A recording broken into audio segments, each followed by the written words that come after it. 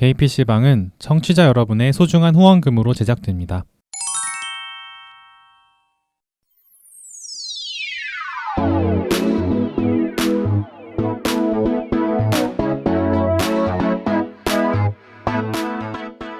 언 PC함에 지친 게이들의 PC함 놀이터 KPC방 35번째 에피소드 1부 시작합니다.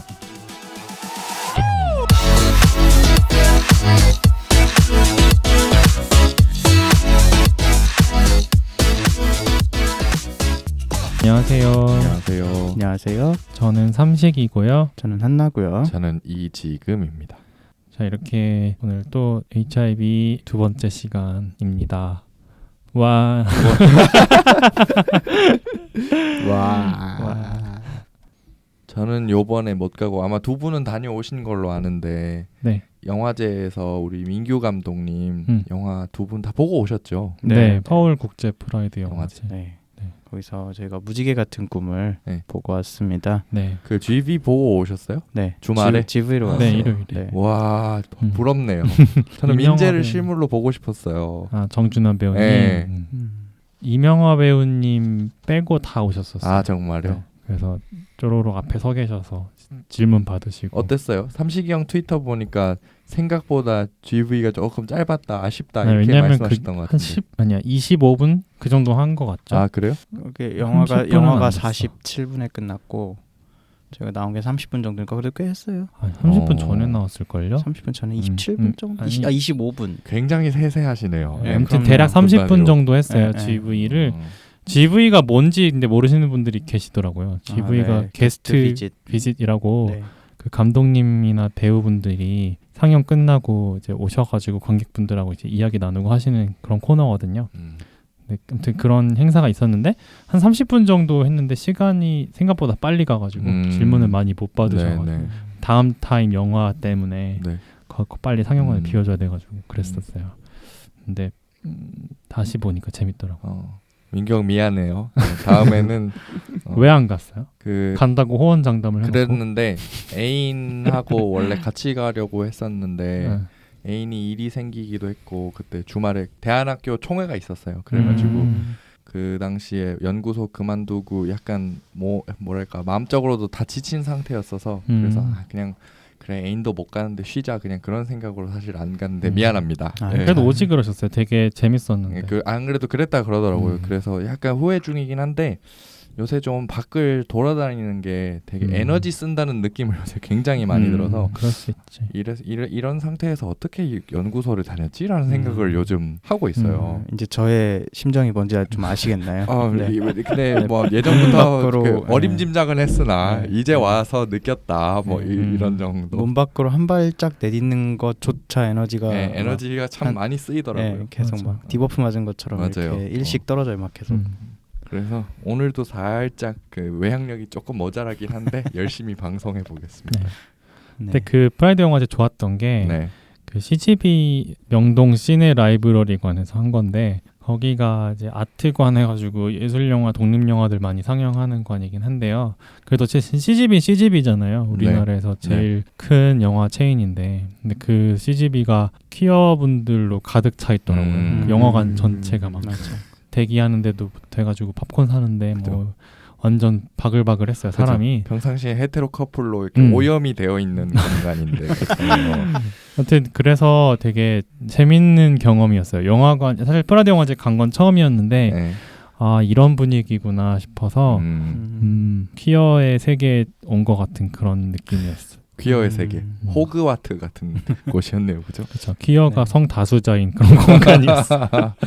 저도 명동은 1년에 한 번씩 그때마다 가는 것 같은데 작년에 갔나 안 갔나는 모르겠고 한 2년 전인가 김조광수님 있는 영화사에서 하는 게이봉 박두라는 프로젝트가 있어요. 아, 매년, 게이봉 박두. 네, 매년 그 5번째 작품 할 때 그때 기울어진 여름도 막 있고 그랬던 것 같은데 맞아, 그랬을 거예요. 그때 가서 한번 봤었던 것 같아요. 네. 사람이 어떤가요? 점점 많아지나요? 훨씬 많아지는 것 같긴 한데 체감이 되시나? 근데 뭐 민규 감독님 작품이 원체 유명해서 그때 좀 사람들이 많았었던 거는 같아요. 제가 봤었던 거는 아침이어서 그때는 제가 프리랜서 하고 있을 때라 10시쯤 아침 10시쯤 가서 본 거라 그렇게 사람 많지는 않았는데 평일이라 또 뭐 이번에는 좀 되게 많아서 확실히 프라이드 페어나 프라이드 영화제를 가면 또 조그마한 미니 큐퍼 같은 맞아. 느낌? 맞아요. 이렇게 3대 명절이잖아요. 제일 큰 명절은 여름에 여름에 있고 그다음에 할로윈. 아 할로윈도 있구나. 네. 아 할로윈. 생각지도 못한 할로윈이네요. 3대 명절. 그리고 프라이드 페어. 네, 프라이드 페어. 네, 그렇습니다. 뭐 이건 개인 차가 있을 수 있겠는데요. 네. 어쨌든 민규 형 미안하고요. 다음에는 꼭 가겠습니다. 네. 앞으로도 더 좋은 영화 부탁드릴게요. 네. 퀴어의 세계라고 얘기하니까 이제 또 생각이 나는 게 지금 김민규 감독님이 저번에 말씀드린 대로 새로운 영화로 선불벅을 진행하고 계신데요. 네. 여전히 하고 계신데 그게 1월 1일에 결제되는 걸로 알고 네, 맞아요. 있고요. 그렇게 1차 결제가 첫 결제가 1월 1일이고 일단은 31일까지로 알고 있어요. 어쨌든 12월 중반 정도까지 계속 모금을 하시니까 다시 한번 홍보를 드리면 이제 텀블벅의 헤모글로빈이라고 검색을 하셔서 들어가셔서 후원을 하시면 네. 이제 링크도 나중에 영화가 나왔을 때 영화 감상할 수 있는 링크도 주시고 여러 가지 굿즈도 있으니까 많이 후원해 주세요. 그래야 네. 또 민규 감독님이 좋은 영화를 만드실 수 있으니까. 네. 네. 그러면 근황 얘기 간단히 했고요. 네. 오늘 앉아 계신 게스트분과 또 이야기를 나눠봐야죠. 네. 안녕하세요. 안녕하세요. 랑둥님 나오셨습니다. 유튜버 랑둥님. 우리나라에서 오피셜리 가장 유명한 감염인 분이 아니실까 생각이 드는데, 네, 그죠? 네. 유튜브에선 가장 유명할 것 같아요. 아 유튜브에서 유튜브에서는? 유튜브에서 유명하면 뭐 우리나라에서 가장 유명한 거죠 사실 아닌가요? 유튜브에서 요새 보수 쪽 분들도 유튜브 많이 보시고 네. 맞아요. 젊은 사람들 유튜브 뭐 달고 사는데 그렇잖아요. 네. 자 그럼 간단하게 자기 소개 부탁드릴까요? 네, 안녕하세요. 랑둥입니다. 저는 유튜브에서 네. 저희가 성수자임과 네. 그리고 HIV 양성임을 밝히고 그런 주제들과 또 다른 그냥 저희 일상적인 주제들을 다루면서 유튜버를 하고 있고요. 그리고 랑둥이라는 닉네임은 그 사랑둥이 사랑둥이. 라는 어원에서 두 글자를 따왔습니다. 그래서 이거를 친구들한테 가끔 커밍아웃 할 때가 있어요. 네. 뭐 저도 제 친구들한테 제가 게이라는 것도 커밍아웃하고 네. 그다음에는 HIV라는 것도 커밍아웃하고 네. 그다음에는 유튜브 한다는 것도 커밍아웃하고 거기까지는 솔직히 막 꺼리낄 게 없거든요. 유튜브 닉네임이 뭐야라고 물어봤을 때 참 부끄럽더라고요. 아니 왜요? 뭐 친구들 사이에서 뭐 사랑을 전파하고 다니시면 뭐 사랑둥인 거죠 뭐. 네. 한 반년치 놀림감 정도. 아 반년치 놀림감. 어릴 때 어머니가 불러주시던 애칭이라고 네. 저번에 들었어요. 아 정말요? 그쵸? 네. 뭐 다른 뜻이 아니라 아주 잠깐 그렇게 불러주셨던 기간이 있던 것 같은데 너무 스위트한 닉네임. 생각이 나더라고요. 사실 그것보다는 다른 영향이 좀 더 크기는 해요. 그래요. 제가 고등학교 때 담임 선생님이 국어 선생님이셨어요. 네네. 네네. 나중에 뭐 상호명 같은 거를 지을 때는 꼭 그 울림소리가 들어간 거를 넣어라. 그래서 노란 양말 해가지고 니은 리을 이응 미음 이런 식으로 외우게 시켰거든요. 시덥잖은 이유로 랑둥이라는 닉네임이 랑둥 좋네요. 네. 랑둥 한 번 들으면 안 잊어버려요. 디귿만 빼면은 다 울림소리이기 때문에 참 그렇게 지어진 닉네임이죠. 어떻게 보면 전략적이었네요. 그죠? 네. 자 그러면은 랑둥님 본인의 정체성을 어떻게 정체화하고 계신가요? 저는 게이라고 정체화하고 있습니다. 정체화하신 지는 오래 되셨나요? 게이라는 거를 보통 받아들이는 사람마다 다르겠지만 네. 보통 그걸 처음 알게 됐을 때 고민을 하고 네. 그거에 대해서 내가 이게 맞을까 아닐까라고 생각하는 시기들을 누구나 갖잖아요. 저는 근데 그 시기에 그런 고민들을 별로 안 하고 그냥 게이구나. 아 그래요? 자연스럽게 받아들이셨구나. 받아들였어요. 근데 나중에 뭐 좀 더 깊게 막 들어가야 되는 이야기여가지고 그냥 고민을 안 하고 잘 받아들였던 것 같아요. 그 점에 대해서. 네. 그 사실 자체는 저도 그렇게 어렵지 않게 받아들였던 것 같은데 물론 그거에 따른 부수적인 고민들은 또 있지만 저만 오래 걸렸던 것 같아요. 그죠? 그러면 혹시 지금 어떤 일을 하고 계세요? 저는 지금 원래 유튜버를 하고 있었는데요. 네. 학교도 휴학을 하고 있고요. 그리고 집에서 열심히 그동안 모아둔 돈을 야금야금 쓰면서 이제 다 떨어져 갔으니까 일을 새로 구하고 있습니다. 거의 쉬면서 넷플릭스 결제를 해서 보고 있어요. 오늘도 한참 보고 오셨다고. 넷플릭스 좋죠. 코필 무료. 너무 재밌더라고요. 그리고 재밌게 보다 왔습니다. 네. 그 다른 것도 봤어요. 팟빵 들어가서 저번에 올려놓으신 라디오도 다 정독하고 왔습니다. 아 정말요? 다 아니고 그 최근 분 하나. 벨님 거. 네. 지금 현재 오늘 기준으로 벨님 1부가 올라가 있죠. 네. 2부는 아직 안 올라간 상태인데 네. 2부도 나중에 들어주세요. 자, 그럼 간단한 랑둥님의 배경을 들어봤으니 이제 본격적인 질문으로 들어가 볼게요. 첫 질문으로 HIV 감염 사실을 언제 어떻게 알게 되셨나요? 저는 2016년 11월쯤에 알았던 것 같아요. 2016년 11월. 네. 3년 전 이맘때쯤이네요. 어떤 증상이 있어가지고 막 가가지고 검사를 받았다던가 아니면은 뭐 몸이 아파가지고 검사를 받는 와중에 다른 검사랑 겹쳐서 받았다든가 그런 경로는 아니었고요. 제가 혼자 아이샵이라는 곳에 가가지고 자가키트로 검사를 받았는데 2줄이 나왔었어요. 이게 한 줄이 뜨고 한 줄이 뜨면은 내 몸에 HIV 바이러스가 없는 거고 네. 2줄이 뜨면은 바이러스가 있는 거잖아요. 처음에 한 줄이 떴었어요. 그래가지고 이제 돌아가 보셔도 좋다 이런 식으로 말씀해 주셨었는데 돌아가려고 하는 저를 갑자기 잠시만 일로 와보세요 이러면서 불러 세우시더라고요. 알고 보니까 눈으로 막 자세하게 안 보면 안 보일 정도로 희미하게 한 줄이 위에 한 줄이 더 있더라고요. 그래서 이건 시간을 조금 가지고 한 번만 더 보자. 원래 15분 동안 봐야 되는 건데 한 10분 정도면 결과 나타나니까 10분에 봤던 거거든요. 근데 15분까지 기다리는데 점점 선명해지는 거죠. 예전에는 눈으로 이렇게 실눈 뜨고 봐야지 보일 정도였는데 한 5분 지나고 나니까 이제는 희미하긴 하지만 누가 봐도 한 줄이 더 떴구나라고 알 수 있을 정도로.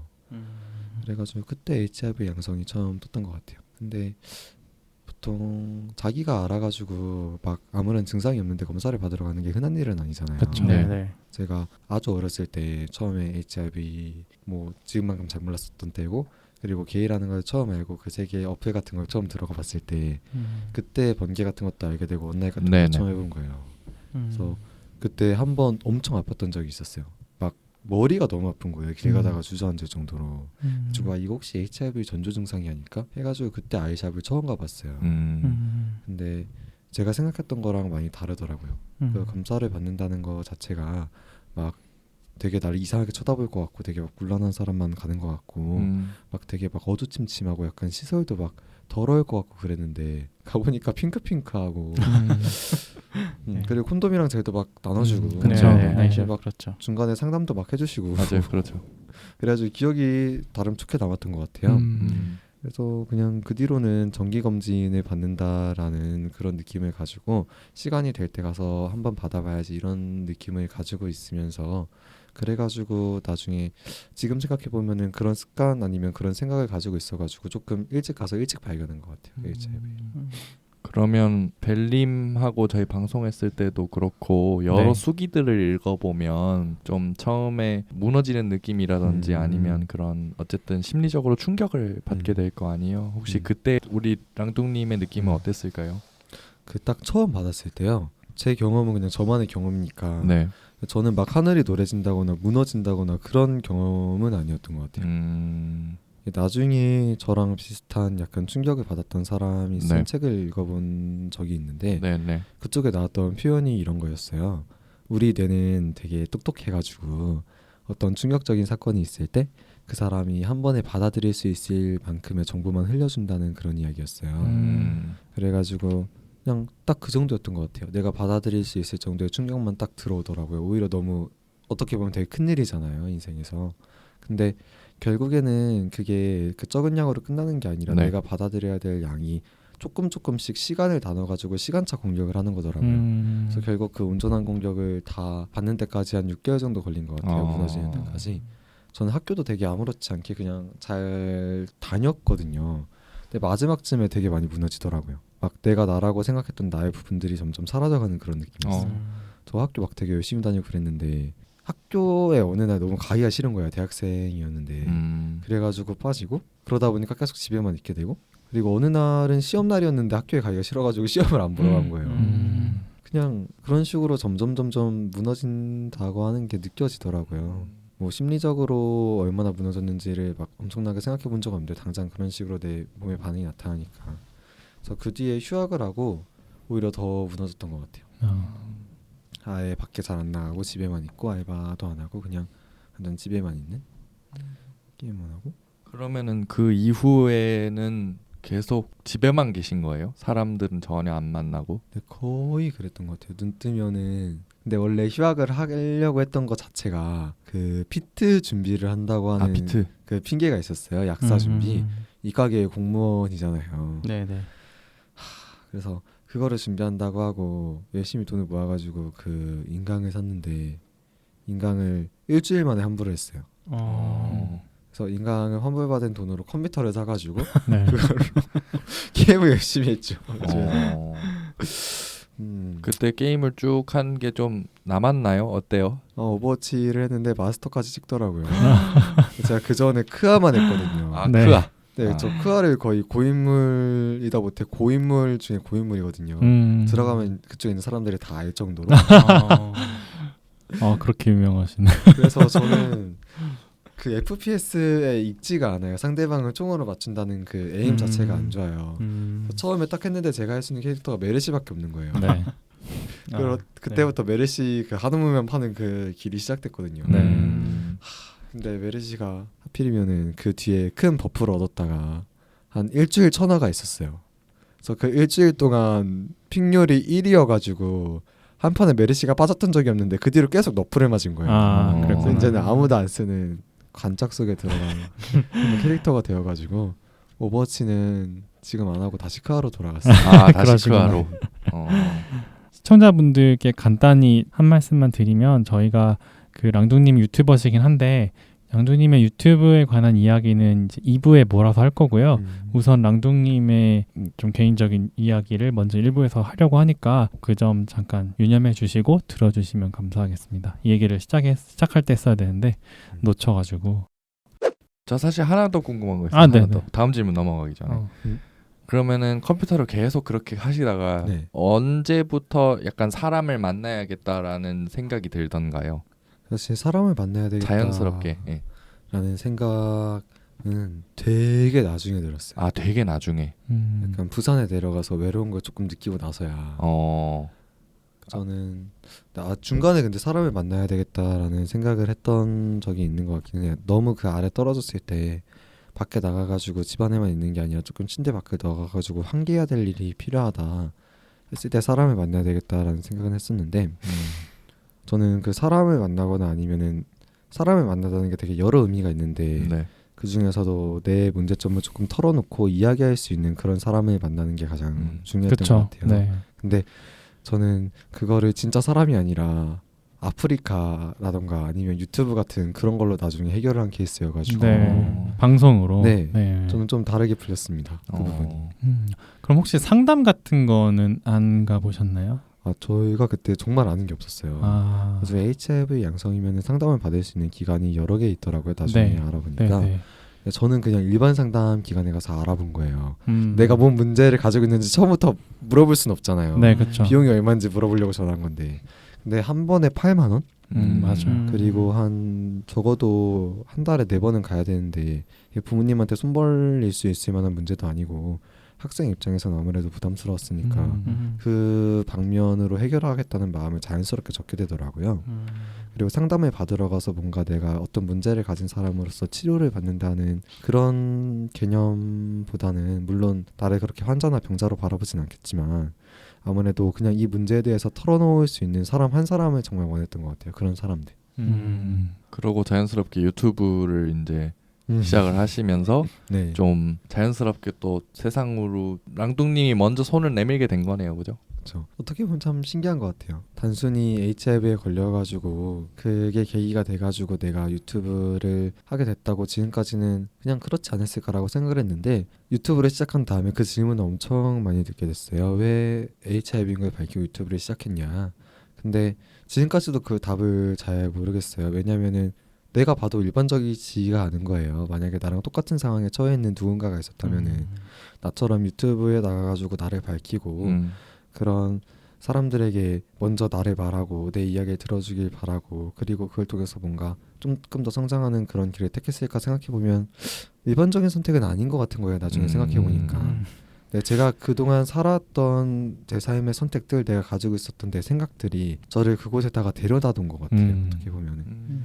나는 어렸을 때부터 그냥 뭐 컴퓨터 다루고 방송 편집하는 것도 몇 번 해봤었고 그리고 내 이야기를 먼저 하고 싶었고 이런 이야기에 대해서 뭔가 다른 사람들에게 올바른 정보를 주거나 아니면은 그냥 나를 드러내고 내 이야기를 하고 싶었던 그런 마음들이 마음속에 어느 정도 있었던 것 같아요. 그래서 HIV라는 게 어느 정도 영향이 있었지만 그냥 나라는 사람의 하고 싶었던 점들 그냥 내가 살아왔던 나의 방식들이 모여가지고 그쪽에 도달하지 않았나 생각하고 있습니다. 유튜브에 관한 이야기는 일단 2부에서 좀 더 몰아서 여쭤보는 걸로 하고, 그럼 다시 아까 주제로 잠깐 돌아오면, 그럼 지금 어쨌든 약을 그때 이후로 계속 드시고 계신 거죠. 네. 복용하시면서 관리를 하시고 주기적으로 그때 이후로 나름대로 잘 적응을 하셔서 상황에 방송도 하시고 그렇게 지내고 계시잖아요. 제가 저번에 듣기로는 막 부산에 한 5개월 사시다 오실 정도로 뭔가 이것저것 많이 시도하시고 계신데 혹시 그 중간중간에 막 그런 어떤 사회적 낙인 이런 것 때문에 좀 많이 힘드실 때도 있을 것 같아요. 그런 시기가 좀 오시는 편인가요? 네, 사실 사회적 낙인이라는 게 되게 저 같은 경우에는 조금 방향이 다른 것도 있는 것 같아요. HIV 환자로서 사회적 낙인을 보통 받는 것들이 있잖아요. 뭐 취업을 한다던가 아니면 주변에서 HIV 환자에 대해서 안 좋은 소리를 한다던가 그런 따가운 시선들이라던가. 근데 저는 유튜브를 하는 거를 택한 사람이니까 아무래도 제가 말하는 행동, 제가 올려놓은 영상에 그런 댓글들이 달릴 거를 예상을 했으니까 보통 그 문제를 가지고 살아가는 사람보다 훨씬 더 그런 혐오들에 많이 노출이 된 것 같아요. 근데 그거를 겪다 보니까 오히려 그거로부터 받는 상처들이 그냥 더 적어지는 것 같아요. 좀 내성이 생기는 건가요? 어떻게 보면? 그런 것도 같고 솔직히 어떤 원리가 어떻게 작용하는지는 잘 모르겠어요. 그렇구나. 그런데 더 알게 된 거는 오히려 저를 상처 줄 수 있는 사람들은 그런 식으로 무작정 나에 대해서 모르고 혐오의 말을 내뱉고 낙인을 찍는 사람들이 아니라 그냥 진짜 제가 믿었던 사람들 아니면 제 곁에 있는 사람들이 상처 주는 것들을 좀 더 많이 배우게 된 것 같아요. 결국에는 내가 정을 주고 내가 믿는 사람들, 내가 내 마음의 자리를 조금 내어준 사람들이 나를 상처 줄 수 있구나. 그리고 낙인이라던가 혐오 같은 게 분명히 고쳐져야 되고 무서운 게 맞지만 더 이상 이제 나를 상처 줄 수 있을 만큼 그렇게 엄청난 것이 아니라고 그렇게 다가오는 것 같아요. 근데 그냥 그래가지고 지금은 가끔은 그런 것 때문에 힘들 때가 있기는 해요. 그런 것 때문에 막 무서지고 너무 힘들고 그렇다기보다는 일반적인 것들이 더 힘든 것 같아요. 지금 자취를 하고 있는데 당장 월세를 어떻게 내지? 약간 그런 24살에 하는 그런 평범한 고민들. 지금 청년들이 할 법한 고민들을 어떻게 취업하지? 뭐 먹고 살지? 그렇죠. 오늘 끝나시고 일자리를 알아보러 가신다고. 오늘 녹음 끝나고 아까 그래서 들었습니다. 아까 거기 가신다 그러시네요. 그렇군요. 전 놀러 가시는 줄 알았어요. 아직 복학은 하실 계획은? 복학도 그 문제 때문에 미뤄지고 있어요. 아무래도 학교를 다니면서 내가 월세를 벌면서 다닐 수 있을까 싶으니까 원래는 내년 3월에 복학하려고 했는데 여기 집 계약 기간에 맞춰가지고 다음에 약간 전셋집으로 옮긴 다음에 복학을 하는 게 낫지 않을까. 요즘 혐오와 낙인 고민들도 해야 되는데 그런 고민들이 있으니까 먹고 살 고민이 먼저인 거잖아요. 줄 이루고 있습니다. 그러면 그 스트레스를 푸는 방법이 주로 지금은 게임은 아닌 거죠. 예전에 막 그런 게임 열심히 하셨던 때는 아닌 거잖아요. 그러면은 뭐 예를 들어서 생활 습관을 그러면은 뭐 바꾸셨다든지 아니면은 어느 모임에 나가신다든지 그런 게 있을 것 같은데 맞나요? 네, 확실히 그런 게 있는 것 같아요. 아무래도 생활 습관적인 측면이랑 아니면은 그거 외에 나의 정신적인 측면을 조금 다뤄줄 수 있는 그런 것들이 있는 것 같아요. 일단은 그냥 가볍게 생활하는 것 자체가 많이 달라졌어요. 그거에 대해서 막 너무 많이 찾아봤거든요. 일단 침대에 있는 게 가장 안 좋은 것 같아요. 왜냐하면은 사람의 기분이라는 게 되게 사소한 거에도 금방 기분이 나빠질 수 있는 거잖아요. 그죠. 근데 그거를 다르게 역이용하면은 되게 암울한 상황에서도 사소한 조금만 일이 있으면 웃을 수 있는 게 사람의 감정이더라고요. 그렇죠. 근데 내가 침대에만 있으면 그렇게 나를 웃게 만들어주는 감정들이 거의 없으니까 결국 유튜브를 보건 넷플릭스를 보건 그게 끝나고 난 다음에 다시 즐거웠던 거에서 벗어나가지고 다시 핸드폰을 끄고 나면은 그 암울했던 시간? 그런 현실들이 다가오고 그리고 내가 아무것도 하지 않았다는 그런 허무함 같은 게 다가오잖아요. 침대 밖을 벗어나가지고 뭐라도 하는 게 되게 중요하더라고요. 근데 그런 사소한 팁들이 되게 많아졌어요.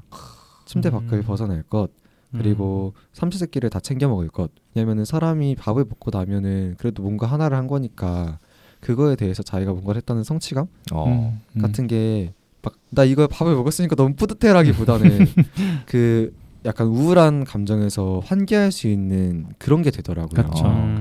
그래가지고 삼시세끼를 제 시간에 쓸 때 챙겨 먹는 게 정말 중요했고요. 그리고 운동을 꾸준히 하는 것. 저는 운동. 그때부터 수영을 되게 나갔던 것 같아요. 수영을. 네, 제가 수영을 그때 시작했어요. 그 유튜브를 시작하면서. 근데 하루에 한 번씩 내 삶이 딱딱 끊어지는 느낌이에요. 새벽 수영이에요? 네, 새벽 수영. 진짜 힘든데. 영상에 올리신 거 봤어요. 그 수영 가는 길 찍어가지고 올리신 거 봤어요. 되게 좋아합니다. 따릉이 타고 네. 쫄쫄쫄쫄 가가지고 그냥 그리고 뭐 갑자기 너무 기분 나쁜 일이 있으면 그냥 단 거 멘토스 같은 거 하나 먹기. 그리고 게임도 되게 좋아요. 근데 게임을 예전처럼 주구장창 하는 게 아니라 시간을 정해놓고 하기. 딱 1시간만 하겠다. 진짜 소확행이네요. 소확행. 네. 그냥 그런 식으로 삶의 소소한 것들을 많이 바꿔갔던 것 같아요. 내가 순간순간 너무 그 우울한 감정에 너무 딥하게 빠지지 않고 내가 나를 일으켜줄 수 있게. 근데 그런 것들은 정말 소소한 팁들이잖아요. 내 그렇죠. 감정을 완전히 막 그 이유를 파고 들어가가지고 그 원인을 바꿔놓을 수가 없는 거잖아요. 그렇죠. 근데 결국에는 공동체라던가 그런 게 제일 중요했던 것 같아요. HIV라는 걸 털어놓을 수 있고 내가 게이라는 나의 정체성을 드러내놓을 수 있고 나의 그런 점들을 보여줬을 때 나를 그냥 있는 그대로 받아들여줄 수 있는 공동체. 아무래도 친구 사이 같은 곳에 나가니까 그냥 그런 식으로 봐주시더라고요. 그게 가장 위안이 되는 것 같아요. 내가 나의 슬픈 일들이 충분히 위로받을 수 있고 나의 기쁜 일들이 충분히 그 사람들한테 축하받을 수 있고 내가 아플 때 그 사람들이 나를 위로해줄 수 있을 거라는 분명한 그런 확신이 있는 그런 공동체이기 때문에 그런 곳에 나가가지고 그냥 나의 비밀 같은 거를 숨길 수 있을 필요 없이 그냥 나라는 존재만으로 받아들여지는 곳이 있으니까 그게 가장 위안이 될 때가 큰 것 같아요. 친구 사이라는 단체가 많이 들어보신 분들은 많을 텐데 정확히 어떤 단체인지 모르시는 분들도 좀 계실 것 같아요. 혹시 간단히 소개해 주실 수 있을까요? 친구 사이는 한국에서 아마 제일 오래된 게이 인권 단체일 것 같고요. 일 것 같고요. 그리고 사실 인권적인 측면이 많이 결합되어 있는 게 맞아요. 근데 인권적인 측면뿐만 아니라 그 사람들이 그 안에 들어가가지고 그냥 진짜 한 공동체의 느낌이에요. 마을의 느낌, 소수자 마을. 뭔가 그 공동체에 가면은 우리가 보통 1대1로 만나는 관계 아니면 번개나 클럽에 가서 만나는 관계들은 1대1로 만나거나 아니면 친구들끼리 놀거나 하는 그런 관계잖아요. 그렇죠. 근데 그쪽에 갔을 때는 되게 다양한 사람들, 많은 사람들 그리고 마을 같은 느낌이에요. 교회 다니는 느낌인가? 네, 약간 술 먹는 교회 같은 술 먹는 교회. 교회 다니는 사람들 술 많이 드시잖아요. 그래서 약간 20년 뒤에 내 모습이 상상되는 그런 곳인 것 같아요. 내가 저런 식으로 나중에 나이 들어 있겠구나. 나이 있으신 분들도 많이 나오시죠. 네, 나이 있으신 분들도 많이 나오시고. 그 행사가 있었어요. 추모의 밤, 재회의 밤이라고. 유구당.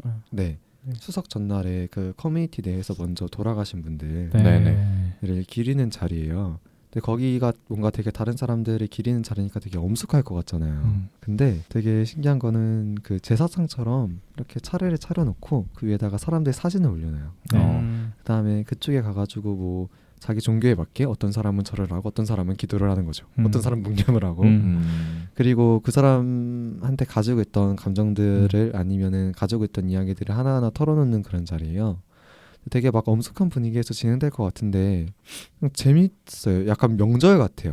막 다른 사람을 기리면서 뭐 어떤 사례가 있었냐면은 왜 주 52시간제가 되게 좋은 제도잖아요. 인권도 주 52시간제를 지켜야 한다 라고 하시면서 이제 10시가 지나고 나니까 대화의 주제가 남자로 바뀌는 거예요. 추모하는 자리에서. 그리고 이제 그 앞에 나가가지고 하시는 말씀들이 애가 살아있을 때 한 번쯤 해주지 그랬냐. 그러면은 그 뒤에 사람이 나와가지고 나는 이 사람이 살아 돌아가더라도 절대 주지 않겠다. 그리고 그 술 먹는 자리에서 너도 내년에 저기 사진으로 올라가 있고 싶으냐. 근데 또 그런 이야기를 하면서 그 추모의 자리가 지켜져요. 마지막에 불렀던 노래가 부가연동 가는 길이었는데 그 마지막 가사가 이거예요. 이 고단한 세상 살아남으라 나의 사랑아 나의 자랑이요. 그러니까 다른 사람의 죽음은 결국 남겨진 사람들의 몫이잖아요. 근데 그거를 이겨내는 게 공동체인 것 같아요. 그 귀함으로. 그래서 그냥 이런 분위기가 있다는 거를 많이 알려드리고 싶어요. 어떤 목적을 가지고 어떤 인권 행동을 하고 어떤 일들을 하느냐보다 그냥 이런 분위기의 공동체다라고 많이 알려드리고 싶어요.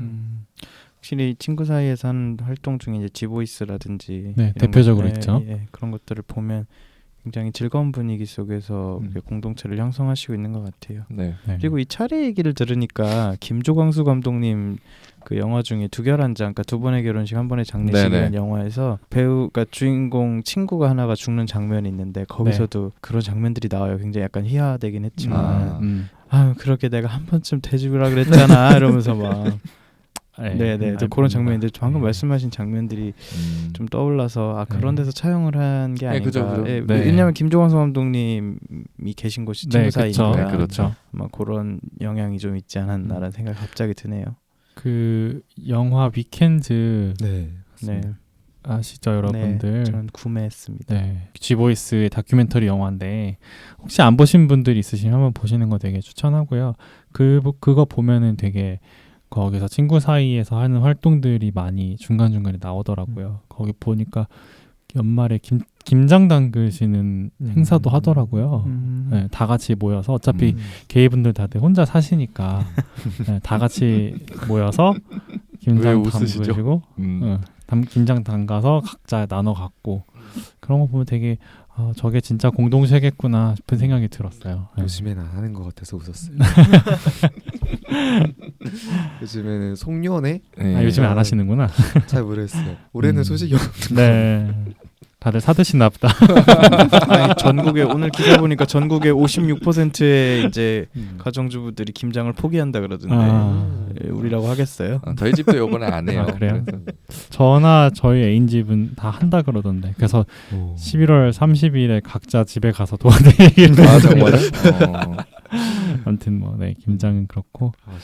뭐 종교를 못 믿으시겠다. 뭐 교회 가기 싫고 성당도 가기 싫은데 종교 같은 집단을 원한다. 그러면 뭐 친구 사이에 가는 곳이는 것도 종교의 커뮤니티를 원한다. 그렇죠. 네, 그렇죠. 비공식 홍보대사 같아요.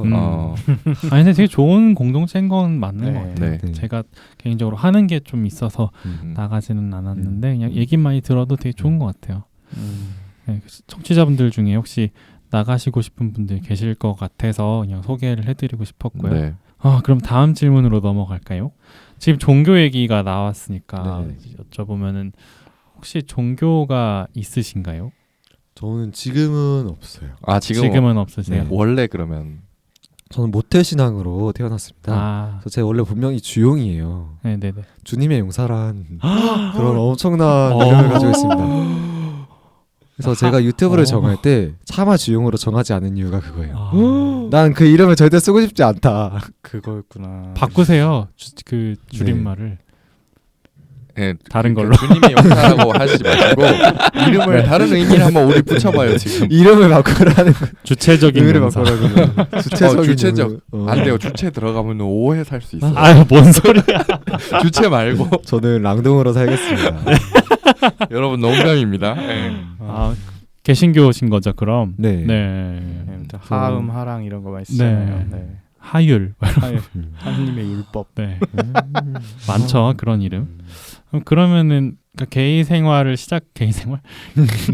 게이라고 정체화를 하시고 이제 데뷔를 하시기 전까지 교회를 나가셨던 건가요? 아니면은 그 이후로도 좀 나가셨나요? 사실 그 게이라는 성 정체성이 제가 교회를 다니고 안 다니고에 영향을 준 것도 많지만 그 부모님의 교육 방식이 가장 영향을 많이 줬어요. 아버지가 가부장적이신데 그게 교회 이제 성경이랑 합쳐지는 거죠.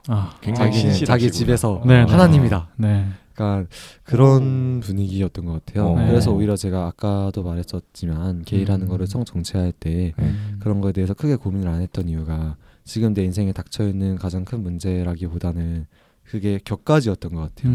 당장 그 집을 버티고 그리고 막 집이 못 살아가지고 학교에서 막 급식비 같은 거 지원받고 뭐 장학금 같은 거 선생님들이 암암리에 그냥 너로 해라고 하고 넣어주고 그런 과정에서 없는 가운데서 막 공부하고 그냥 그런 것들이 제 인생에 더 큰 문제였던 것 같아요. 그래서 종교 문제도 거기에 껴있었죠. 내가 게이라는 문제보다는 난 이 종교가 너무 싫다. 나한테 그런 식으로 강요되는 그런 것들이 너무 싫다. 부모님 아버지가 제가 바이올린을 하길 너무 원하셨어요. 바이올린. 그래서 꼭 너는 교회에서 그 앞에 나가서 반주를 해야 된다. 그래서 고3 때도 반주를 나가고 재수할 때도 반주를 나가는 거예요. 남들보다 교회 몇십 분 더 일찍 가고 거기서 준비하고 있는 거죠. 이제. 네. 그냥 그랬던 것들이 싫어가지고 아직까지도 영향을 조금 미치는 것 같아요. 저는 그 친구 사이를 아까 되게 칭찬했잖아요. 친구 사이에 정말 좋은 소모임 중에 지보이스가 있어요. 네네네. 지보이스를 너무 들어가기 싫은 거예요. 어렸을 때 그 약간 그 합창에 대한 합창이나 연주하는 거에 대한 그게 있으니까 그쵸. 안 들어가고. 근데 있겠다. 교회는 1년에 한 번 갑니다. 연례 행사로. 크리스마스. 크리스마스 때. 네. 그래도 그냥 미우나 고우나 거기도 신청 같은 느낌이에요. 그렇구나. 근데 저 그런 분 본 적 있어요. 몇 네. 명. 그러니까 어렸을 때부터 교회 다니시다가 네. 그냥 싫어서 안 나가는데 그래도 그냥 1년에 한 번 연말에 한 번은 나가는 네. 그런 분들 꽤 있더라고요. 보면은 뭐 제가 그런 케이스기도 하고. 그러세요? 네. 저는 아예 안 가는데. 요새 저도 아예 안 가요. 네. 저는 1년에 그러니까 저는 천주교잖아요. 그래서 네. 1년에 여기 셋 다 천주교예요. 네. 그냥 큰 축일 중에 하나, 2개 정도 그냥 나가요. 뭐 가시는데요? 뭐 부활 일단 제일 크죠. 그다음에 뭐 성모승천대 축일이나 성모승천대 축일. 거기는 이제 재림 대림 주간이나 네. 이제 그럴 때 한번 가고 크리스마스는 별로 가고 싶지 않아서 뻔하거든요 분위기가. 네, 그렇죠. 네. 남자친구 생기면 한번 데리고 가보고 싶어요. 정말. 남 안 보는 데서 몰래 뽀뽀하고 그래서 약간 왜 굳이 교회에서 굳이 해보고 싶어요. 반항인가요? 짜릿하네요. 굳이 교회에서. 굳이 교회에서 찍어가지고 유튜브에 올려버려야지. 유튜브 컨텐츠. 교회에서 성탄절에 교회에서 뽀뽀하기. 너무 좋다. 제목. 성탄절에 게이 커플 교회에서 뽀뽀하기. 진짜 괜찮다. 그럼 거기 이제 보수 유튜버들 다 들어와가지고 이제 이게 무슨 짓이냐? 그러면은 뭐 조회수가 올라가고 좋죠. 우리 랑둥님 네. 수입에만 도움되는 거예요. 광고 한 2분에 한 개씩 넣어놓고 10분짜리 영상으로. 괜찮다. 그러면 그 교회가 그런 동성애라든지 이런 HIV에 대해서 유난히 막 더 반대를 많이 하잖아요. 그래서 좀 더 영향을 많이 받으셨을 수도 있을 것 같아요. 그런 부분에 물론 대해서도 그런 문제도 있었던 것 같아요. 근데 사실 제 첫 커밍아웃 상대가 그 교회에서 말씀 공부를 해주시는 목사님이었어요. 정말요? 네. 네, 그분이랑은 지금까지도 연락을 해요. 네. 근데 그분도 저 때문에 되게 생각하는 틀이 많이 바뀐 것 같고 그냥 그쪽에서 만났던 사람들이랑은 되게 좋은 영향력을 가지고 살아요. 네. 아무래도 교회가 조금 영악해요. 영악하다고요? 네, 교회 생존 전략이 있는 교회예요. 생존 전략이 있는. 그 교회가요? 아니면 그 전반적으로? 그 교회가 왜요? 개척교회였어요? 생긴 지 얼마 안 된. 약간 그 대학교를 타깃으로 삼아요. 어떤 특정 대학교를요? 전도 대상으로 삼아서 이제. 네, 그래가지고 그쪽에 뿌리를 내려요. 그 전도 대상을 거기를 사로잡아가지고. 그래요? 그럼 이제 그 대학생들이 오죠. 그러면 한 20년 지나면 이제 그 대학생들의 자녀가 생기는 거예요. 네. 그럼 완전 그 지역 교회가 되는 거죠. 그래서 저희가 2세였어요. 저희 부모님들이 다 고대 나오셨던 분들이고 고대 나오신 분들이 진짜 많았고 두 분 다 고대 나오신 건 아닌데 그냥 아예 그쪽에 뿌리 잡은 그런 교회여가지고 아무래도 사람이 얼마나 배웠느냐에 따라 가지고 말하는 게 달라지진 않겠지만 어느 정도 이성적으로 대화가 되긴 하더라고요. 그런 점들에 대해서 무작정 신앙이라던가 그 책에 있는 내용을 강요하는 게 아니라 그래서 나중에 유튜브를 할 때 교회에 다니던 목사님한테 한번 커밍아웃을 한 적도 있고 그냥 제가 다녔던 교회는 막 그렇게 악감정은 없는 것 같아요. 교회에서 나가는 길에 대한 잘못됐다는 생각은 있지만 그쪽에 있는 사람들이 어떤 사람들인지 알기 때문에 앞으로 연대할 수 있지 않을까 이런 부분이 조금 발전된다면은. 근데 다만 안 좋게 생각하는 거는 보수 유튜버들 그 잘못된 소문들을 전파하는 인터넷에서 떠도는 그런 대형 교회들 그런 교회들에서 가지고 있는 생각 같은 거는 확고하게 있는 것 같아요. 그런 교회들이 가장 나쁜 게 뭐냐면은 유튜브에서 제 영상을 보는 사람들은 보통 AH에 대해서 가지고 있는 수준이 하 정도라고 생각을 해요. 왜냐면은 상중하 중에 하 네. 정도. 빈곤한 거죠. 네. 그죠? 네. 왜냐면은 그 사람들이 멍청하고 무지한 사람이라서가 아니라 아예 그 주제에 대해서 관심 자체가 없는 사람들이잖아요. 그렇죠. 그러니까 잘 안 알아보려고 하고 그거에 대해서 모르는 건 당연해요. 근데 원래 안티팬이 더 무섭다고 하잖아요. 네. 교회는 조금 알아요. 그래서 막 정보를 찾아봐요. 그러니까 걔네들은 수준이 중정도인 거예요. 그러니까 선정하게 하는 거죠. 네. 사실을 알고 있는데 그 사실을 원래 사실을 말하려고 했던 사람의 의도대로 사용하는 게 아니라 자기 입맛에 바꿔가지고 사람들을 현혹시키는 거예요. 근데 제가 타겟을 잡기가 너무 어려운 거죠. 아예 보통 사람들에게는 내가 낮은 수준, 하위 수준으로 알려줘야 되는 건데 어디서 교회에서 말하는 중수준을 들고 와가지고 나한테 이거에 대해서 해명해라라고 하면은 저는 내가 그거에 대해서 파고 들은 게 적어도 상인데 제 위에 더 높으신 분들이 많이 있겠지만 난 이 주제에 대해서 엄청 알아봤고 적어도 저건 진짜 논리적으로 아니면 논문적으로 과학적으로 반박할 수 있는 그런 문제들인데 그거에 대해서 또 이야기를 해버리면은 보통 사람들은 너무 아직은 단계가 아닌 거죠. 그걸 받아들일 수 있는. 그래서 그런 교회들이 가장 짜증나요. 제일 걸림돌이네요. 네. 안 그래도 얼마 전에 랑둥님이 그 유튜브 채널 에이지안 버스하고 인터뷰하신 영상 혹시 못 보셨다면 여러분들 한 번쯤 보시는 걸 추천하는데 네.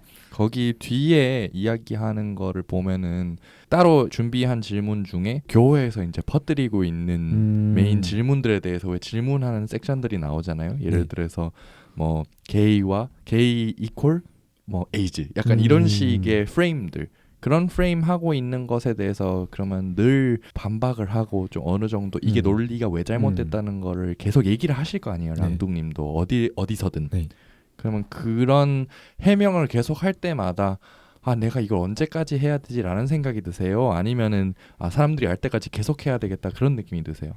그냥 일일이 설명해주기보다는 이거를 아예 영상으로 시리즈물로 제작을 해가지고 하나하나 올려가지고 하는 것도 괜찮겠다 그런 생각을 하는데 생각보다 폼이 많이 들어가는 것 그렇죠. 같아요. 많이 들어가죠. 그 정보에 대해서 더 많이 알아봐야 되고 네, 그러다 보니까 제 지식의 깊이가 오히려 더 깊어지는 것 같아요. 어떤 내가 넘게 되는 장애물 같은 그런 느낌이에요.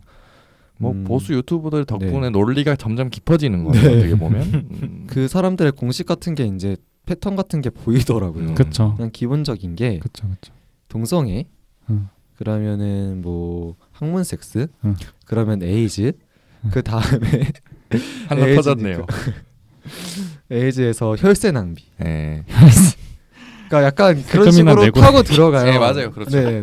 진짜 굉장히 논리적이에요. 얼핏 보면. 네, 얼핏 보면 논리적인 그런 것들의 논리들이 이제 보이기 때문에 그 연결고리들을 하나하나씩 타파해 나가는 시리즈물을 기획해보면 좋지 않을까 생각하고 있습니다. 아니 근데 그런 체계적인 시리즈는 아니셔도 이미 어떤 그런 잘못된 질문이나 그러니까 잘못된 편견이나 상식에 대해서 하나 주제 잡고 짧은 영상 하나씩 만들어 올리신 건 많이 있잖아요. 그런 것들이 이미 만들어졌기 때문에 거기서 조금씩 더 거기서 조금씩 더 발전해 나가고 맞아. 그러면 되지 않을까 싶은데요. 저는 보면 되게 재밌었거든요. 되게 막 엄청 각 잡고 말씀하신다기보다는 그냥 되게 재밌게 설명을 하시더라고요. 영상을 보니까. 그쵸? 약간 일부러 조금 더 편하게 이야기를 하시려고 하는 게 되게 보였어요. 오, 정말 긍정적으로 바라보셨군요. 아닌가요? 제가 그렇게 본 건가? 혹시 보셨나요? 저 봤어요. 보셨죠? 네, 그 뭐 예를 들어서 뭐 HIV 환자는 수영장에 가면 안 되나요? 뭐 이런 영상이 있었는데 그 수영장 영상이 절정이었어요. 제가 그거랑 같이 다뤘던 주제가 HIV랑 게이랑 과연 정말 어떤 연관이 있는가 라는 주제를 다뤘는데 너무 어려운 거예요. 그러니까 설명을 하기가 어려웠나요? 아니면 본인이 영상을 만들기 어려웠나요? 다뤄야 될 방점들이라던가 제가 파고들어야 될 깊이의 지식들이 너무 깊었어요. 그렇죠. 일단은 뭐 간단한 예시만 들면은 과연 게이 문제와 에이즈 문제를 엮는 게 옳은가 아니면 따로 구분하는 게 옳은가 이것 자체로도 너무 할 말이 많은 거예요. 네, 그렇죠. 그 아까 랑둥이 말씀하신 것처럼 그 부분을 가지고 교회 사람들이 장난을 많이 치잖아요. 그러니까 그렇죠. 장난을 친다는 게 특정 부분의 논리만 갖다 쓰는 그렇죠. 그런 거죠. 맥락을 안 보고. 네, 맥락을 안 보고. 뭐 물론 에이지안 버스 그 채널에서 우리 아시안 보스라고 합시다 우리. 네, 아시안 보스 채널에서 우리 랑둥님이 말씀하신 것처럼 분명 리스크가 높죠 게이들이. 그 HIV 감염의 기회가 뭐 다른 집단보다 높을 수 있고 아니면은 좀 어쨌든 애널 섹스라고 하는 그런 게 있기 때문에 있을 수도 있는데 이제 아까 삼시경이 그랬던 것처럼 어쨌든 앞뒤 다 자르고 그렇게 얘기하니까 사람들을 그러면 그게 아니라기보다는 이제 다른 방향으로 이제 설득을 해야 되는데 이제 완전 막 엉켜가지고 이걸 어디서부터 어떻게 풀어서 설명을 해야 되나 그게 사실 어려운 거 아닌가요? 그렇죠. 그쪽에서는 게이가 HIV에 많이 걸린다라는 그 사실 하나만 가지고 그러면 우리는 HIV를 해결하기 위해서 게이들을 공격해야 된다라는 근거가 되는 건데 맞아요. 그건 아닌데 그거 하나를 해명하기 위해서 해야 될 말들이 너무 많은 거예요. 일단은 원인과 HIV의 원인이 되는 것과 HIV의 취약계층이라고 불려지는 것은 다르다. 그리고 HIV의 취약계층을 과연 혐오하는 것을 했을 때 그게 사회적으로 올바른 방법이 될 수 있는가 아니면은 사회적으로 인권적으로 올바른 방법이 아니더라도 정말 효과적인 방법이 될 수 있는가. 그런 식으로 제가 그 사람들이 퍼뜨리는 그 거짓말 한 줄을 해명하기 위해서 너무 해야 될 말들이 많아지는 거예요. 그래서 아까 말했던 것처럼 게이랑 수영장을 HIV 환자가 수영장에 가면은 HIV에 걸릴까요라는 영상을 그 HIV랑 게이랑 연관된 영상을 만들면서 중간에 짬짬이 만들었던 거예요. 그래서 그때 너무 신났어요. 너무 어려운 주제를 하다가 쉬운 주제를 하니까 평소보다 더 신나는 그런 마음가짐으로 만들었는데 너무 좋게 봐주셔가지고 감사합니다. 아닙니다. 안 그래도 고려대학교의 그 김승삽 선생님이라고 네, 알죠. 이분이 주로 그런 연구를 하세요. 주로 공중보건의 입장에서 네. 이제 가지고 있는 오해들에 대해서 쓴 책들 뭐 굉장히 유명하죠. 네. 아픔의 길이 되려면. 네, 아픔의 길이 되려면 그 책에서도 주요한 챕터로 딱 하나 다루는 게 그 동성애자와 HIV의 관계예요. 그래서 그 점에 대해서 혹시 관심 있으신 분들은 읽어보셔도 좋을 것 같고, 근데 물론 가끔씩 같은 게이 친구들하고 그 책의 구절들에 대해서 토론을 해보다가도 소수자들의 입장에서는 약간 이해 안 되는 문장들이 가끔씩 덜어 있기는 해요. 근데 다만 이제 비성소수자나 아니면 비소수자들이 이해하는 문장들로 또 이해하는 것은 굉장히 중요한 일이고 그 둘의 관계에 대해서 그래서 혹시 그것 때문에 뭐 소수자들이 상처받지는 않을까 저도 그 책을 읽으면서 조금 생각을 하긴 했었어요. 근데 어쨌든 그런 노력을 앞으로 우리 랑둥님도 하시고 싶으신 거잖아요, 그죠? 하시려는 거고. 네. 힘든 일이에요, 진짜로. 늘 저는 응원은 하겠습니다만 어쨌든 참 힘든 일이네요, 진짜. 참 괴벨스 말처럼 선동은 한 문장으로 되는데 그거를 반박하려는 입증 책임은 저희가 다 지고 있으니 맞아요. 얼마나 힘들어요. 그렇죠. 입증을 우리가 해야 되죠. 네. 우리가 범죄자다니. 자, 그럼 다음 질문으로 넘어갈게요. 준비한 내용이 좀 많아서 우리 지금 대학생이시잖아요. 네. 휴학생이긴 하지만 학교에서 주변에 많이 커밍아웃을 하셨잖아요. 네. 영상을 보니까 수업 시간에 발표도 이 주제로 하시고 그런 거 보면서 대단하다는 생각을 많이 했어요. 근데 혹시 학교에서 커밍아웃을 하시고 나서 뭐 차별을 경험하셨다거나 뭐 그런 적 있으신가요? 사실 제가 이런 질문을 받은 적이 꽤 있어요. 근데 그 질문을 들었을 때 제가 너무 감사했던 거는 다행히도 제가 커밍아웃을 제 주변 친구들한테 했을 때는 저는 나쁜 말을 한 번도 들어본 적이 없어요. 물론 제가 정말 이 사람이 진국이다, 이 사람한테는 내가 커밍아웃을 할 만하다라고 했던 사람들에게만 커밍아웃을 했기 때문에 그런 결과가 왔을 거라고 생각을 해요. 근데 오늘은 조금 그래서 다른 이야기를 풀어놓는 것도 조금 좋지 않나 싶어가지고 커밍아웃을 했을 때랑은 다른 반응이 있었어요. 제가 수업 이름이 생화학이었어요. 네. 생화학 수업에서 마지막에 자기가 원하는 주제를 잡아가지고 발표하는 시간이 있었어요. 아무래도 생화학이다 보니까 면역체계라던가 HIV 관련된 역전사요소 바이러스라던가 그런 부분들을 다룰 수가 있어가지고 저는 HIV 약제인 약에 대해서 발표를 했거든요. 네, 아무래도 제가 관심 있던 주제였고 발표도 되게 잘했고 그냥 교수님이 칭찬을 해주시더라고요. 발표 되게 잘했다. 근데 그 뒤에 덧붙이는 사족이 HIV 약이 이렇게 발전되면서 오히려 사람들의 성관계가 물란해지니까 이런 기강들이 무너질 수 있다라고 말을 하시는 거예요. 그런 점들을 조금 조심해야 된다. 근데 그때 약간 배신감이 들더라고요. 제가 그 교수님이 발표하는 것뿐만 아니라 레포트를 써라 하셨었어요. 레포트를 논문 꼭 10개, 외국어 논문 10개를 꼭 참고해가지고 써와라. 분량도 되게 길게 써와라라고 했는데 제가 그 레포트의 첫 문장에 써놨던 게 우리의 혐오는 대부분 그것에 대한 무지로부터 온다라고 써놨거든요. 근데 그 첫 문장도 안 읽어봤다는 그 느낌이 딱 드는 거예요. 교수니까요. 네, 그죠. 네. 왜냐면 제가 담당했던 교수도 그냥 냈는지 안 냈는지만 확인하고 아예 뭐 체크 안 했어요. 그 점수 제가 매겼거든요. 그렇죠. 네, 그러니까 아마 안 읽으셨을 거예요. 대학원생이 읽었을 거예요. 네, 그죠. 저 사람은 정말 팔짱만 끼고 앉아가지고 발표를 잘하나 안 하나를 지켜보고 있었구나. 내가 뭔 말을 하고 싶었는지 보다는 그런 게 중요했구나라는 생각이 들었던 적이 있어요. 근데 그거랑 반대로 제가 철학 수업에서 커밍아웃은 아니고 거기는 마르키드 콩도르세라는 사람에 대해서 발표를 했던 적이 있어요. 근데 아직도 이름이 기억날 정도 진짜 너무 특이한 이름이고 그거랑 HIV랑 접점이 없을 것 같잖아요. 근데 그 사람이 그 시대에는 다른 사람들과 다르게 물론 제국주의자 같은 측면도 있었다고 평가를 받긴 하지만 소수자의 권리를 되게 생각보다 중요했던 사람이에요. 인권을 중시하는데 그 사람들에게 있었던 인권은 가진 사람들의 인권이었거든요. 그러니까 귀족의 인권들은 아니지만 서민들의 인권. 근데 그 서민 중에서도 진짜 그 중에서도 차별받는 흑인들, 여성들, 이주민들, 성소유자들의 인권을 그 시대에 외쳤던 사람이거든요. 그래서 그것이 얼마나 그 시대에 어떤 생각이었느냐를 설명할 때 HIV를 들어서 설명했어요. 여러분들은 지금 HIV의 인권을 그 시대의 콩드레세가 그 사람들을 위해서 노력했던 것처럼 그런 생각을 가졌던 것처럼 여러분도 그런 사람들의 인권이 지켜져야 된다고 생각을 가질 수 있냐고 그런 발상이 있을 수 있냐고 라고 물어봤어요. 그리고 그거를 예시를 들기 위해 가지고 제 앞에 있던 학생한테 혹시 제 손 한번 잡아보실래요? 라고 하고 그 사람이랑 악수를 했어요. 네.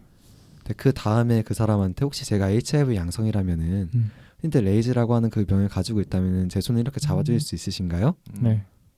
라고 물어봤어요. 그 주제를 시작으로 HIV 주제를 끌고 들어간 거예요. 반응은 어땠나요? 그냥 그때 그 선생님, 그 교수님이 그 후기를 써라고 했는데 손잡는 그거에 대해서 되게 인상적이었다라고 써준 사람들이 있었어요. 근데 그때가 약간 씨 뿌리는 작업이었던 것 같아요. 그 발표를 들었던 애가 제가 유튜브를 했을 때 그 발표를 들었던 애가 들어와서 댓글을 남기더라고요. 근데 그 댓글의 내용이 뭐 정확하게 기억은 안 나지만 아 그래도 내가 그때 했던 행동들이 이렇게 다시 돌아오는구나 의미가 있었구나 라는 생각이 나고 그리고 그 교수님한테는 기말고사의 답안지 대신 커밍아웃하는 그 글을 적어가지고 냈어요. 그랬더니 뭐라고 점수가 어떻게 나왔나요? 저는 일단 중간고사를 엄청나게 잘 봤었고요. 아, 네. 누가 봐도 탑이었습니다. 네네네. 감사합니다.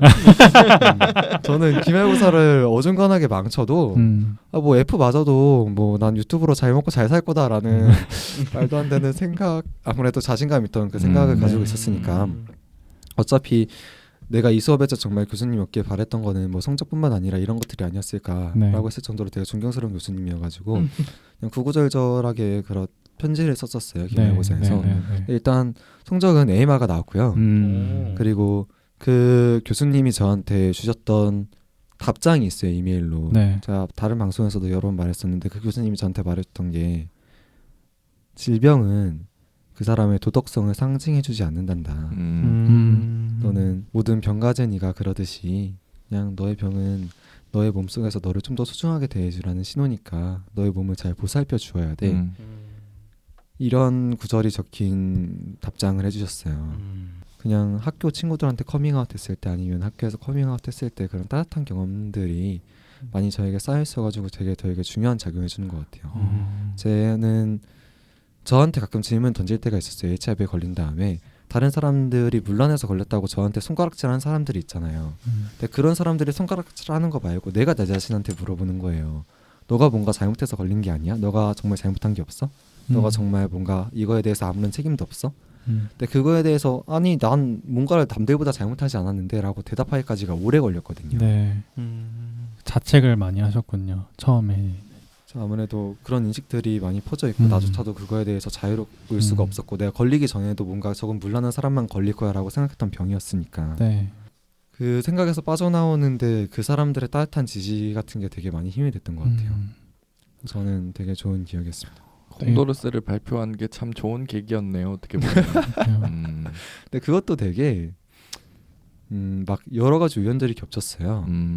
그냥 원래는 그 수업이 경희대의 헬 과목이라고 불리는 약간 4대 천왕 같은 과목이에요. 아 그래요? 네, 학교 이름 나가셔도 괜찮아요? 네, 학교 어차피 다 밝혀져 있고 어차피 제 유튜브에 올라가 있는 영상의 한 이름이 경희대에서 들었던 수업 중에 가장 의미 있는 수업이라는 영상도 있기 때문에 네, 알겠습니다. 네. 근데 학교를 휴학할 생각으로 들으니까 너무 재밌더라고요. 그래서 조금 튀는 학생이었던 것 같아요. 그 수업에서.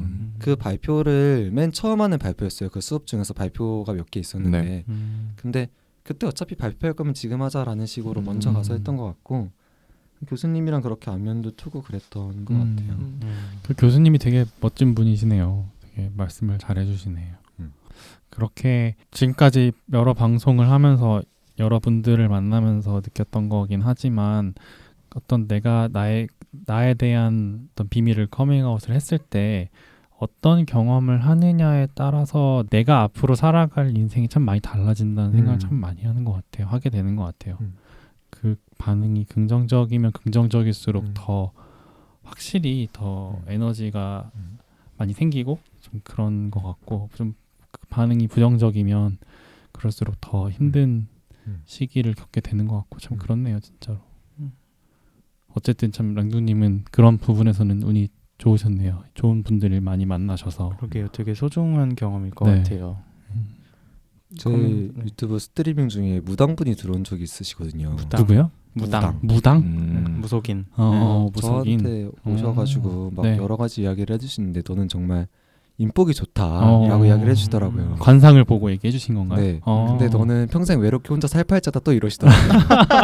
아니 뭐 신점 보시니까 당연히 얼굴 보고 그렇게 말씀하셨을 수도 있죠. 가끔 인복이 많다고 느껴질 때마다 조금 싸해요.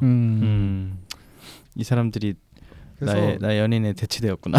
자기 인생은 자기가 개척해 나가는 거니까 그 인복이 그냥 거저 오는 게 아니라고 생각을 해요. 네. 내가 어떤 생각을 가지고 살고 내가 주변 사람들한테 어떤 말을 해왔고 내가 어떤 행동을 해야 하느냐에 따라 가지고 내 주변에 있는 사람들이 정해지는 거기 때문에 내가 커밍아웃을 했을 때 좋은 지지를 받고 올바른 것들을 받는 거는 정말 중요한 것 같아요. 전 항상 커밍아웃을 했을 때 근데 항상 전 최악의 수를 생각했어요. 저 사람이 나를 등 떠밀고 나를 떠나갔을 때 나는 나 혼자서 자립할 수 있는가. 그게 확신이 섰을 때 커밍아웃을 했거든요. 그냥 그래가지고 혹시 나를 지지해주지 않는 사람이 있더라도 너무 세상이 무너졌다고 생각하지 말고 그냥 혼자서 살 수 있었으면 조금 부탁드리고 싶어요. 그러면 지금 안 그래도 사람 사귀는 것의 문제로 자연스럽게 이제 연관이 되는 것 같은데요. 이런 뭐랄까요, 커밍아웃을 하는 것, 그러니까 감염인이라는 사실을 커밍아웃하는 게 뭐 친구를 사귈 때나 연애를 할 때나 직간접적으로 어쨌든 영향을 많이 준다고 보세요? 어떠세요? 영향을 주는 것 같기는 해요. 전 되게 영향을 준다는 의미가 너무 청키하다 해야 되나? 덩어리가 진짜 큰 것 같아요. 네네, 그렇죠.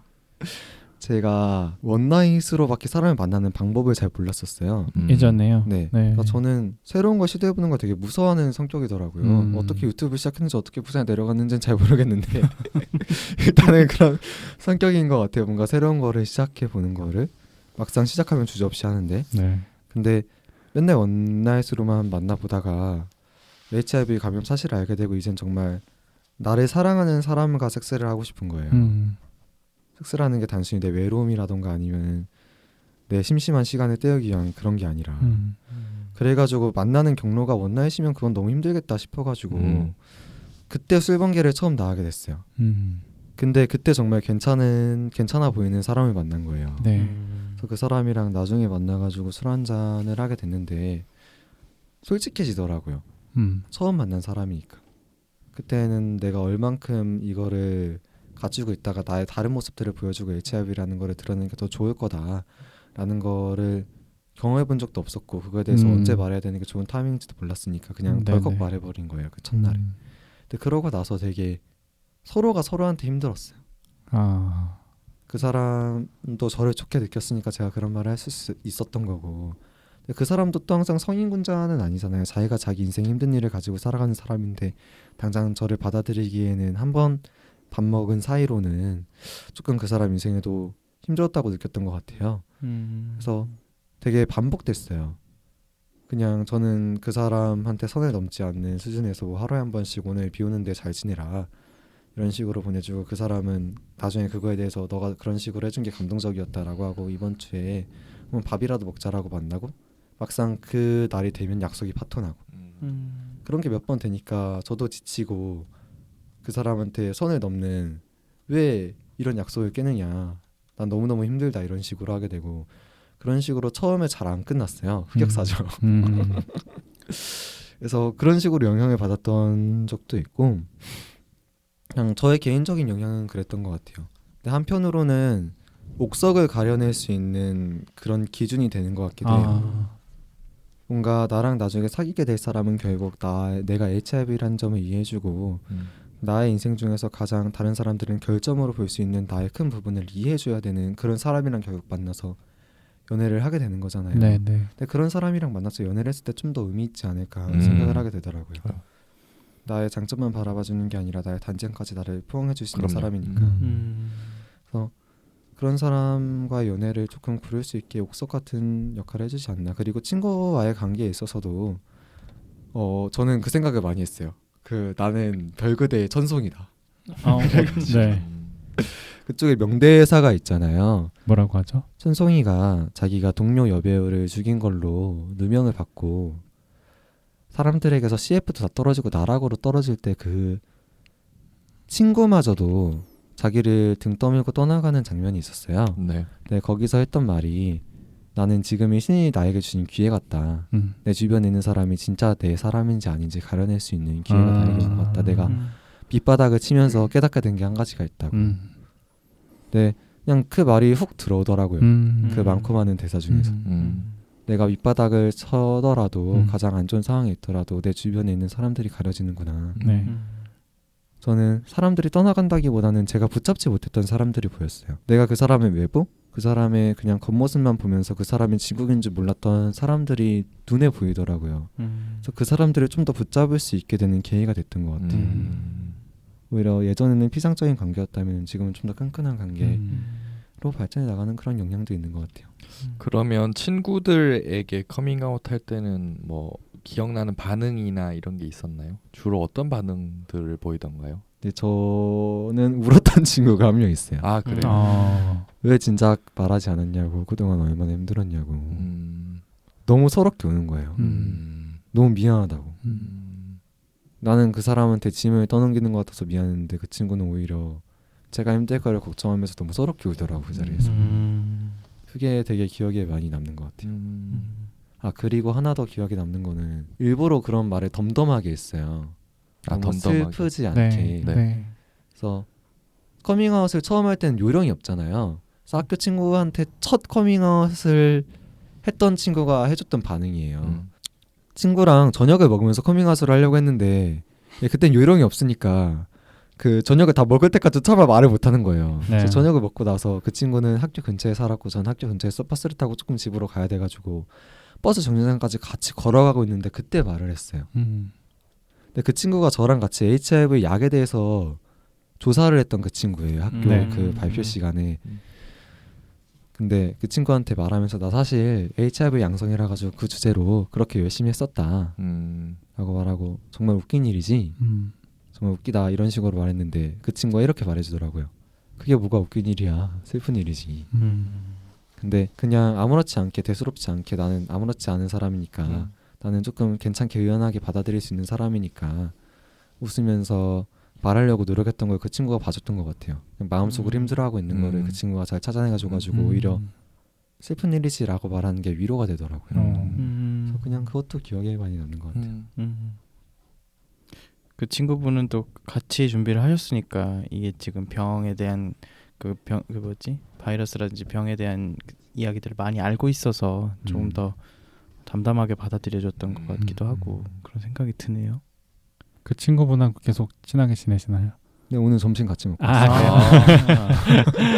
역시 옥석을 가릴 수 있는 기회가 되었다는 옥석이 게 정말 가르치네요 진짜. 네. 그리고 재밌는 거는 이건 번의 이야기이긴 한데 여기서 해도 되나요? 네, 그럼요. 아니 그 커밍아웃을 하려고 마음먹은 사람이 먼저 유튜브를 봤더라고요. 아 진짜요? 오늘 그 친구랑 만나는데 친한 누나가 갑자기 온다는 거예요. 네. 그 누나한테도 말해야지라고 생각했다가 어떻게 말할 기회가 없어가지고 어떻게 말해야 되나 했는데 그 누나 친구가 보고 누나도 그 유튜브를 본 거예요. 나 너 유튜브에서 봤어 이러는 거예요. 그리고 군대 간 동기애가 있었는데 군대 가 있는 애한테는 찾아가지고 말할 수 없잖아요. 그래서 걔한테는 부득이하게 카톡으로 커밍아웃을 하려고 했는데 네. 잘 지내지라고 했는데 이미 봤군요. 네. 그래서 걔는 군대에서 형 나 형 유튜브 봤어 이러는 거야. 굉장히 아무렇지 않게. 내 주변에 이렇게 괜찮은 사람이 있었나? 이 사람들이 이렇게 괜찮은 사람이었나? 진짜 인복이 있으시네요. 인복이 진짜 있으신가 보다. 그렇게 무서운 말 하지 마세요. 왜? 아까 사람이 들면 들수록 내 연인은 없을 것이다. 그분의 말이 현실이 될까 무서우신가요? 가끔 무섭더라고요. 인복이 참 많습니다. 아유 좋은 말이죠. 감사합니다. 근데 인간은 누구나 외로운 거니까요. 이거는 이 내용하고 조금 좀 뛰는 내용이긴 한데 아까 랑둥님하고 저녁 먹고 카페에서 얘기하다가 이 얘기는 방송에서 해주셨으면 좋겠어요 했던 부분이 있거든요. 그 혹시 PL이라고 들어보셨나요? PL? 그 HIV 보균자분들이 스스로를 지칭할 때 저는 PL이고요 이렇게 말씀하시는 거를 다른 분 인터뷰에서도 많이 보고 전 처음 들어봤어요. PL. 그래요? 그런 거를 종종 봤는데 그게 뭐의 약자인지 궁금했거든요. 근데 아까 랑두님한테 여쭤봤더니 설명을 해주시더라고요. 그게 people living with HIV라는 뜻이래요. 그 혹시 설명을 좀 해주실 수 있나요? 그 단어의. 네, 사실 저도 그 단어가 처음에는 어디서 들었냐면요. 그 허핑턴 포스트 코리아에서 다른 유튜버분들이랑 모여가지고 영상을 촬영할 일이 있었어요. 근데 그때 그 사전 질문지에 PL이라는 단어가 있는 거예요. 저도 몰라가지고 인터넷에 막 뒤져봤는데 잘 안 나오는 거예요. 그래서 약간 뭐 현재 주제? 목차 약간 그런 이야기도 나오고 뭔가 이건 좀 아닌 것 같아가지고 좀 더 찾아보니까 People Living with HIV라는 단어가 나오더라고요. 그러니까 HIV를 가지고 살아가는 사람들 이런 뜻이죠. 네. 근데 그 단어의 뜻을 그때 알게 됐던 것 같아요. 왜냐면은 예전에는 어떤 병을 가지고 있었을 때 암을 가지고 있으면 암 환자고 당뇨병을 가지고 있으면 당뇨병 환자고 HIV를 가지고 있으면 HIV 환자라고 불렀잖아요. 근데 이제 그 사람들에 대한 정의가 바뀌어가고 있더라고요. 당뇨병 환자가 아니라 당뇨병을 가지고 살아가는 사람. 그래가지고 people living with 뭐 당뇨병 약간 디베이트가 맞는지 모르겠어요. 다이비티. 괜찮아요. 네, 그런 것처럼 어떤 병이 있을 때 그 사람이 그 병으로 대표되어지는 게 아니라 그 병을 가지고 살아가는 사람이다라는 걸 표현하기 위해서 People living with HIV, People living with 어떤 질병의 이름을 붙게 되는 것 같아요. 그래서 그 단어가 지금 되게 많이 사용되고 있어요. 그 단어에 담긴 뜻이 정말 좋은 것 같아요. 네, 그렇죠. 이 얘기를 들으니까 저번에 포지님이 처음 나오셨을 때 그분이 미국에서 방금 말씀하신 것처럼 캔서 페이션트가 아니라 페이션트 with 캔서 이런 식으로 말을 앞뒤를 바꿔서 사람에 좀 더 집중을 해서 이야기를 하는 하는 흐름이 생기고 있다. 이렇게 트렌드가 생겼다 이렇게 말씀을 해주셨던 게 생각이 났어요. 그 일환으로 생겨난 용어라고 하더라고요. PL이라는 단어도 그러니까 혹시 어디서 PL이라는 단어를 보시면 이게 그런 뜻이구나라고 청취자분들도 아셨으면 좋겠습니다. 네. 전달하고 싶었어요. 전달 잘 된 것 같네요. 네. 계속 이야기하다 보니까 자꾸 유튜브와 우리 랑둥님의 인생이 불가분이에요 보니까. 그렇죠. 어떻게 하다 보니까. 그죠. 그래서 어쩔 수 없는 것 같아요. 얘기하다 보면 계속 나오게 돼서 그래가지고 일단 1부를 여기서 잠깐 끊어가고요. 끊어서 이제 2부에서는 더 자세하게 우리 랑둥님과 유튜브의 관계 아니면은 뭐 유튜브를 하면서 들었던 느낌들 아니면 유튜브에서 어떤 것을 다루고자 하는지 뭐 이런 것에 대해서 좀 더 자세히 다뤄보겠습니다. 안 그래도 저희 들어오기 전에 이야기를 했던 게 저희 방송 시작하게 되면 그 사전에 이렇게 막 얘기했던 것도 막 처음 묻는 것처럼 처음 듣는 것처럼 이렇게 이야기 막 할 거다 이렇게 말씀을 드렸는데 저희 연기 잘하죠? 다 그런 거 아니겠습니까? 그럼요. 우리 이제 프로페셔널이지. 저희 2부에서도 이런 프로페셔널한 진행 많이 보여드릴 테니까 여러분들 2부도 많이 들어주시면 감사하겠습니다. 네. 그러면 저희는 다음 주 방송에서 다음 2부에서 만나 뵙도록 하겠습니다. 네. 안녕히 계세요. 안녕히 계세요. 안녕히 계세요.